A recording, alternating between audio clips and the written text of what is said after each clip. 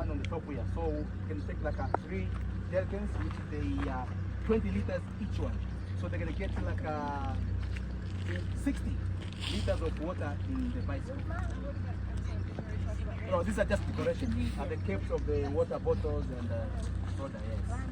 Yeah. All right. Okay.